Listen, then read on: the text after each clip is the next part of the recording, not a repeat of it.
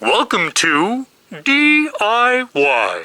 Automotive School with my friend Pete and Minnie, the body shop girl. It's everything you need to know about cars and more.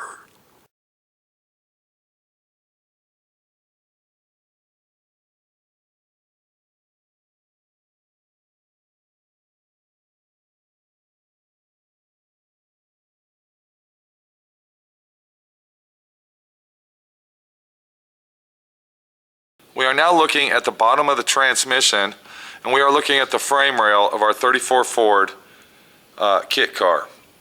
Now, one of the most important things is to find a nice conspicuous spot to put your transmission cooler, one that's going to not be in a very hot area, one that's not going to have exhaust systems around it. So what we found is right in this area over here, we found an area where our transmission cooler is going to fit. And if you look at the holes already drilled there, Charlie has already pre-installed it. And if Charlie can go ahead and install that oil cooler, we'll show everybody what it's going to look like. As you can see, Charlie is using power tools to do this with, and we are also using self-tapping screws. Okay, we're using 1/4 inch self-tapping. If you can see where my hand is, you can see that one of the outlets for the transmission line, okay, the transmission cooler line, is way up tucked inside here. And then you come back to the back of the transmission on this particular transmission, and the other one is tucked way up here. We can barely see it. There it is, right there, okay? So we got one in the back and one in the front on a Ford. And what we got to do is we got to fabricate, okay? We got to fabricate our own lines that will bring it around and over to our transmission cooler right there. I'm going to go ahead and install our lines on the transmission, okay? I will install the lined ends, I might call them. The fittings, you can see one up in here, okay, and then we had another one back here if I showed you. Let me go ahead and get those installed, and then we will take it from there.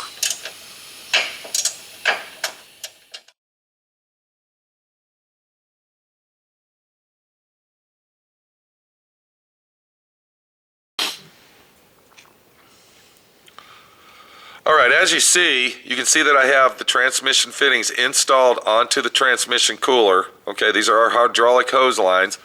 And you see the hose hanging down. That's because I have the fitting installed in the transmission as well, okay?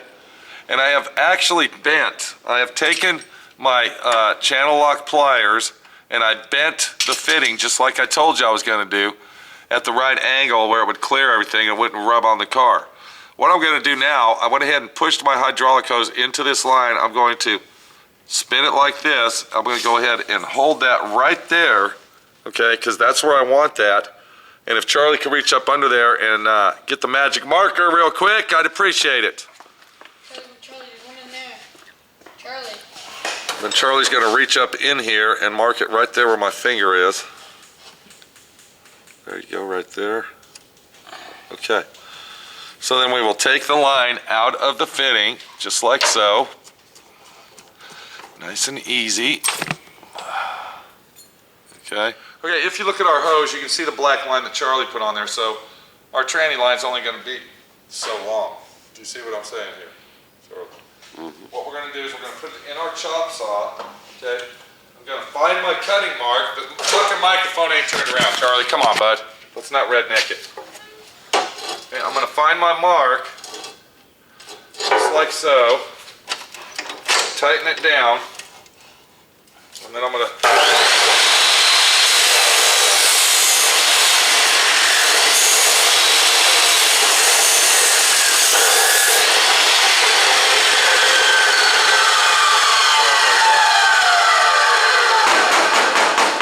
if you look right down here where I'm at, Charlie, you can see this black stuff here? You always want to make sure you get that out of your hose. Okay, that could be clean your hoses out properly. I'm up here now, Charlie. Let's try to be a little professional here, bud. This is a DIY auto school video, not SWRC. Okay? Now. Okay, once our line is cut, we want to go ahead and install the line back onto the transmission. Should put some tape around that, Charlie. And you want to push it in there as hard as you can to get it in.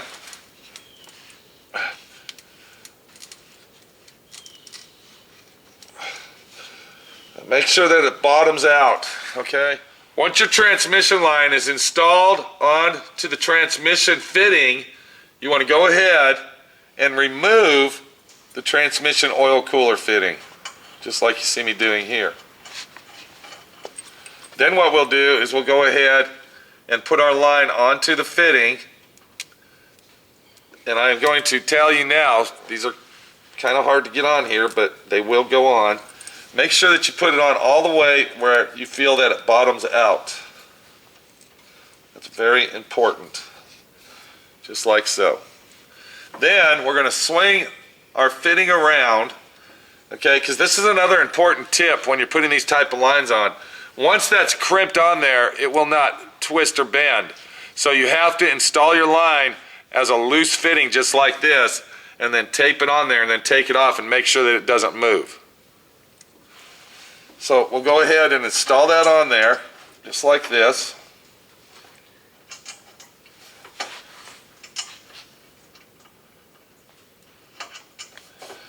Sometimes they're a pain in the ass, but they will go on.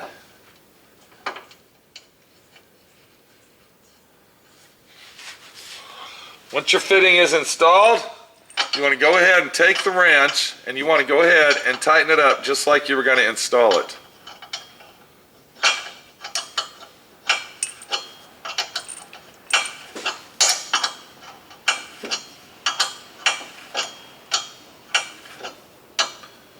It's very important that you do this because you don't want your lines to move around when you tape them down for fit. Now, if you notice, you can see the line is hanging down. Once I stick it up in here like this, okay, it'll stay that way permanently.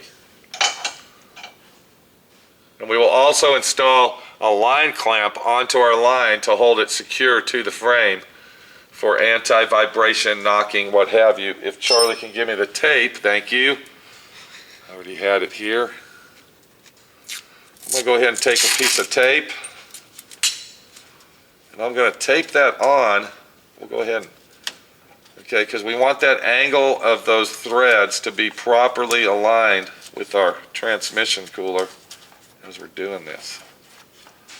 Okay, we don't want this fitting to move once we take that off. And I'm going to do the same thing in here, just like so. I don't know if you can see my hand right now, but it's doing the work that it's supposed to be doing. Once you've removed your line from the transmission and the oil cooler, take your magic marker and go ahead and mark one of the fittings. Remember what side that fitting goes on. Once it is crimped, it will make it a lot easier for you to just throw it on the side that you want. I went ahead and put a bunch of C's on this, so when they crimp that down, I'll know that this goes to the cooler side. The reason that you're going to do that, if you look at that end right there, if you look at it, you can see it's at a different angle as that. And that's why it's important to tape those on there, okay, as you're installing it, and make sure that they don't move, because this line is non-twistable. That means it's a very hard line and it will not bend and flex to the shape and form that you want. Once those lines are crimped, it'll stay that way, and that's how it is. Okay, Charlie, line 1 has been installed, line 1 has been made. It's ready to go to the crimping department. And what we'll do is we'll go ahead and repeat our process on line number 2. We'll be back to look at the finished product. We'll be back to see what it looks like with the lines installed. This is a very, very easy, simple procedure. It's a very easy job, and it's going to save you tons and tons of money in overheating problems that you might have with your street rod or your custom car, okay? It's a dual bypass transmission cooler. You can use it for anything that you want. I use them for transmissions. Okay, they're very economical, they're very inexpensive, and it will save you a lot of headaches down the line. We'll be back to see the finished product in just a click of an eye.